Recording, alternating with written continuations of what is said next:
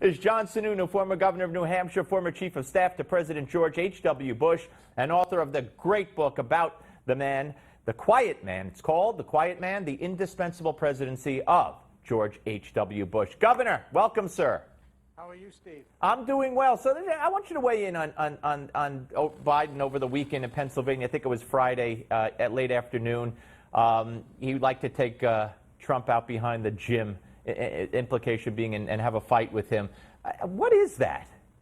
Well, look, that's just the Democrats thinking they can do whatever they want. You were talking about violence at Trump rallies. The Democrats and the Clinton campaign were paying goons to cause that violence at those rallies, and yet the press hasn't talked about it. There's a level of uncivility and corruption that permeates anything the Clintons touch, and you're beginning to see more and more evidence of that.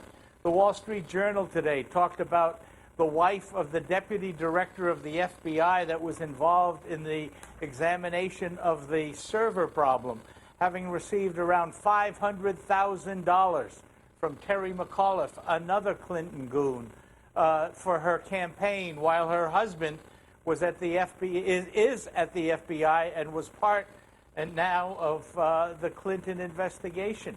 Everything they touch has some tinge of corruption or uncivility associated with it, and you shouldn't be surprised when you hear anything like that coming out of Biden. No, and you're referring to Terry McAuliffe's PAC giving money to Dr. Jill McCabe's Senate campaign, and that was in Virginia, and the Democratic Party of Virginia gave her another $200,000, and her husband is Andrew McCabe, the FBI's deputy director who was involved in investigating Clinton. How much more could it stink? Well, let me tell you how much it really stinks.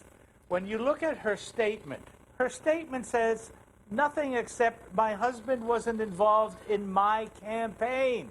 She doesn't even deny that her receiving money could have influenced her husband. Yeah. That's how much it stinks. Yeah, it's outrageous. All right, let me ask you about the polls. First, the national polls with regard to the presidency, and then I got a little Senate race taking place in your state I want to ask you about. You know, you got to ask me about the governors. And the governors, of course, your son. I know, I will. But I want to ask you this. The polls. The ABC poll over the weekend, 12 points, but you see that they only have 20-some-odd percent of Republicans. They have 9% more Democrats represented in that poll than they do Republicans, and that's not an accurate accounting. They did it also in another poll a couple of weeks back, Wall Street Journal, NBC, where they gave Hillary a 10-point lead or 8-point lead. Same kind of warped polling. And then we see emails that come out from the Clinton campaign talking about how do we tilt the polls? How do we cheat on the sampling? So I mean, then you have the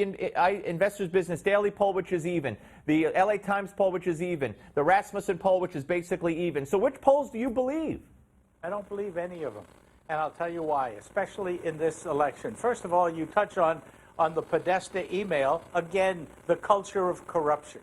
But in terms of the polls, nobody has any idea what the turnout equation is going to be. And you made a little reference to state elections. I think what you are seeing within the states is an aggressive, by the Republicans, an aggressive get-out-the-vote campaign, because they are trying to protect the down ballot. But they're also hoping to get the folks to come out and vote for the top of the ticket as well.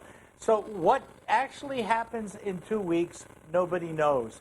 Not the pollsters, and frankly, those of us who have been in this game a long time, I'm the first to admit, I don't even know. Okay, let me ask you about the Senate race in New Hampshire.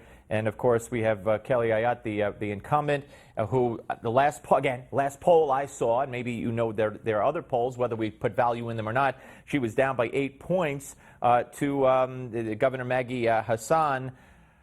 Today, Kelly Ayotte was saying it was a mistake for her to ever say that Donald Trump was a role model. So I'm sure they're using all that stuff against her. What does that race look like? Look, that was another garbage poll out of UNH. I think Kelly is probably up 2 or 3. I think my son is probably up 2 or 3. I think Donald Trump is probably down 3 or 4 at this point in the race. But there still is 2 weeks, and there's going to be aggressive campaigning. There is a strong effort to make sure that the Republican Party votes as a Republican ticket here in New Hampshire, and I think it's going to have good results. In Naples, Florida, Donald Trump began to do the right thing, talking about how important it is to vote for the down-ballot candidates. He mentioned it 3 times. Mike Pence was here last week. I actually introduced him at a rally, and he, a couple of times, said folks had to vote for Kelly Ayotte, and folks had to vote for Chris Sununu running for governor. So there's a strong effort now to stitch the party together from top to bottom. I think the last 2 weeks, that's going to be a very important part of the theme. Governor, you have seen it all. You've been around a long time, and you've seen the media before there was cable television and alternative media sources. But have you ever seen anything like what we're seeing now with the emails that have revealed, you know, Glenn Thrush of Politico writing to Podesta saying, I'm a hack. I hope I didn't mess up the story. Don't tell anybody. The New York Times giving Hillary quotes to approve, and right on down the line. Well, I've seen it happen before. I just have never seen it break into the public the way it has with the Clinton emails. There's no question that over the last quarter century, the liberal media has been aggressively in the tank for the Clintons and the Democratic Party.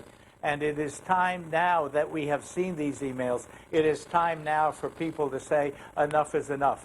This is an election about change, changing the climate of democratic corruption, which has existed in Washington for about a quarter of a decade, since the Clintons got elected in '92.